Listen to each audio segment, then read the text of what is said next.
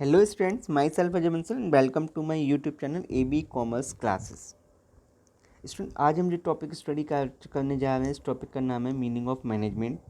And इस topic की जो टारगेट ऑडियंस है basically class 12th business study के लिए बनाया गया है, लेकिन apart from it is also beneficial for all the students of B com honours and all the beginners of management field. ठीक है, तो चलिए स्टार्ट करते हैं, देखते हैं इस टॉपिक में what is the meaning of management, की मैनेजमेंट का क्या मीनिंग होता है। So student, if we talking about the meaning of management, then it refers to planning, organizing, staffing, directing, controlling, coordination of resources for achieving desired goal। मतलब अब हम कह सकते हैं कि what is the meaning of management.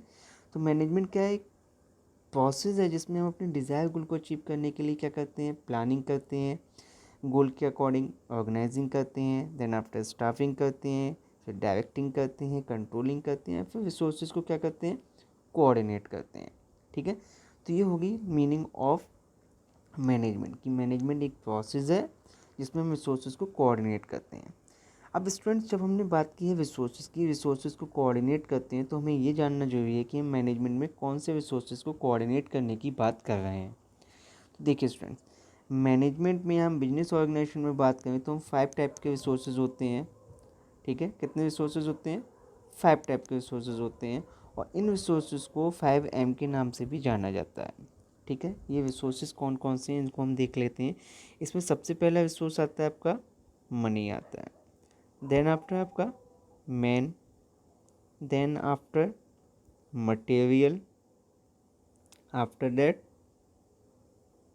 Machine, then after method. ठीक है student, these are the 5 resources of management, या हम कहें बिजनेस ऑर्गेनाइजेशन, जिसको जब हम कोऑर्डिनेट करते हैं अपने डिजायर गोल को अचीव करने के लिए, तो ये पूरी प्रोसेस क्या कहलाती है? मैनेजमेंट कहलाती है। कौन से रिसोर्सेज है 5? मैन, मटेरियल, मशीन, मेथड और money. Money, man, material, machine and method, these are the 5 resources of management, जिनको हमें याद रखना है। तो चलिए एक बार फिर से देखते हैं कि डेफिनेशन में क्या लिखा हुआ है। तो बोल रहे हैं management refers to a process in which हम क्या करते हैं, अपने डिज़ायर गोल को अचीव करने के लिए प्लानिंग करते हैं, ऑर्गेनाइजिंग करते हैं, स्टाफिंग करते हैं, डायरेक्टिंग करते हैं, कंट्रोलिंग करते हैं, एंड आफ्टर दैट क्या करते हैं, रिसोर्सेज को कोऑर्डिनेट करते हैं। अब रिसोर्सेज कौन कौन से होते हैं ये आपको बता दिया गया है।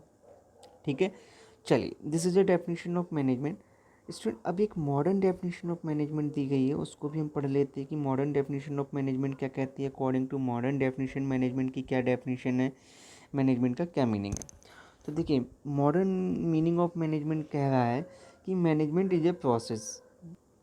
क्या है मैनेजमेंट? एक प्रोसेस है। अब कैसी प्रोसेस है बोल रहे हैं, a process of getting organisational goal effectively and efficiently by coordination is known as management. मतलब कि मैनेजमेंट एक ऐसी प्रोसेस है जिसमें हम अपने गोल को अचीव करने के लिए, कैसे अचीव करने के लिए, अपने गोल को इफेक्टिवली एंड इफ़िशिएंटली अचीव करने के लिए कोऑर्डिनेशन करते हैं, तो वो क्या कहलाता है? मैनेजमेंट कहलाता है। मतलब एक ऐसी प्रोसेस जिसमें हम अपने ऑर्गेनाइजेशनल गोल को या अपने किसी भी गोल को अचीव करने के लिए कोऑर्डिनेशन करते हैं, तो क्या कहलाता है?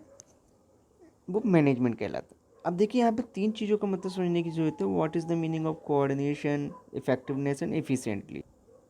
तो देखिए स्टूडेंट, मैनेजमेंट के में कोऑर्डिनेशन का मतलब यहाँ पे क्या है, किस चीज़ को कोऑर्डिनेट करते हैं। तो अगर हम बात करें तो देखिए, ऑर्गेनाइजेशन में डिफरेंट डिफरेंट डिपार्टमेंट्स होते हैं, उन डिफरेंट डिफरेंट डिपार्टमेंट्स में डिफरेंट डिफरेंट एम्प्लॉइज़ वर्क करते हैं।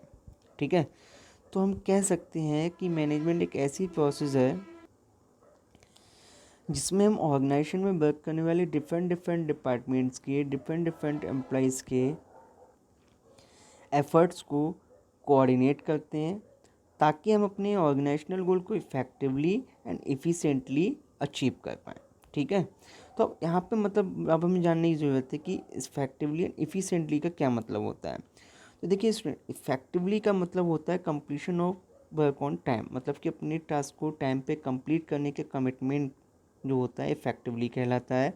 एंड एफिशिएंटली का मतलब होता है कि हम अपने टास्क को मिनिमम कॉस्ट पे और मिनिमम वेस्टेज के साथ मैक्सिमम यूटिलाइजेशन ऑफ रिसोर्सेज पे कंप्लीट कर पाएँ, मतलब कि अपने रिसोर्सेज को कम कॉस्ट पे ज़्यादा से ज़्यादा प्रोडक्शन करना क्या कहलाता है, इफ़िशिएंटली कहलाता है।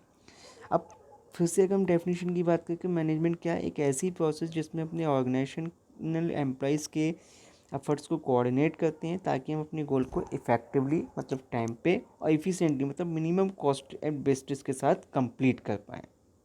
ठीक है, अब देखिए स्टूडेंट मैनेजमेंट को प्रोसेस क्यों कहा गया, इस चीज़ को भी हम समझ लेते हैं। मैनेजमेंट को प्रोसेस कहने का भी एक रीज़न है। देखिए प्रोसेस का मतलब क्या होता है, प्रोसेस का मतलब होता है जब कोई भी टास्क हम सीक्वेंस में करते हैं, स्टेप बाय स्टेप करते हैं, तो वो हमारी क्या कहलाती है, प्रोसेस कहलाती है।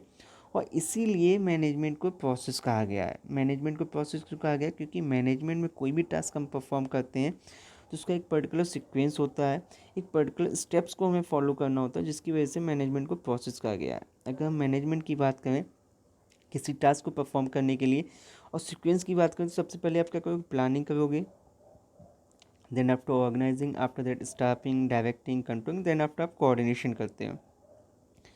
तो मैनेजमेंट में ये कुछ पर्टिकुलर सीक्वेंस को फॉलो करना पड़ता है, जिसकी वजह से हम कह सकते हैं कि मैनेजमेंट एक प्रोसेस है।